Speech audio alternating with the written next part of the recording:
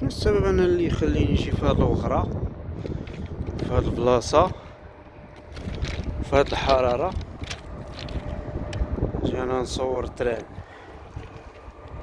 عقلية الغرب. ما بقيت ما ناكل السكيحية هنا والشمكارة والقطاطعية. السبب هو انه داك الشباب المهتمين بالميدان. هيا خالتي فاطمة جاية. المهم خالتي حدة جاية.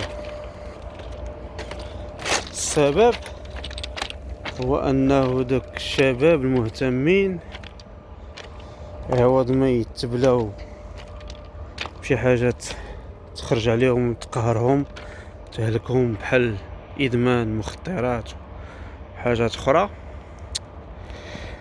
يديروا فيهم نفس يهتموا بهذا المجال هذا، باش يقراو يوصلوا يشدوا الباك.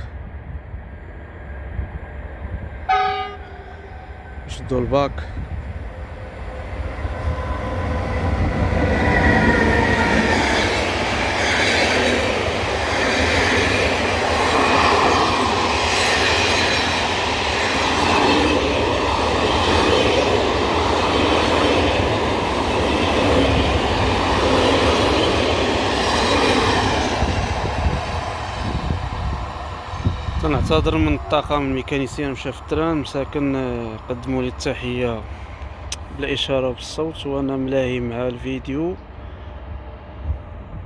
والاساس اللي تنقول فيه والشمس مسنقعاني هنايا.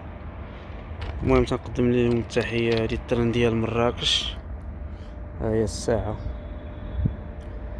4 تقريبا و25 دقيقه. الله يسهل عليهم هاد الطاقم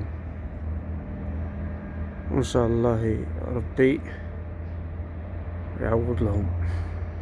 المهم السبب اللي تيخليني انني نجي في هاد الوغرة مع السكيحية هنا ومع الشمكارة ومع الكلاب الضالة هما دوك الشباب المهتمين بهذا الميدان.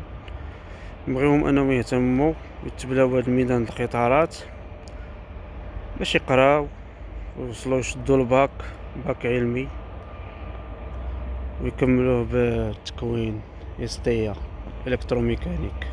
هو اللي مطلوب في ميدان القطارات، هذا هو. ما عندنا ربح في هذا الشيء. ما كاين شي فيديوهات ما تنفوتوش فيها 200 مشاهده باش تعرفوا، راه غير البركه د ربي وصافي، تيرزقنا من عنده. هذا هو.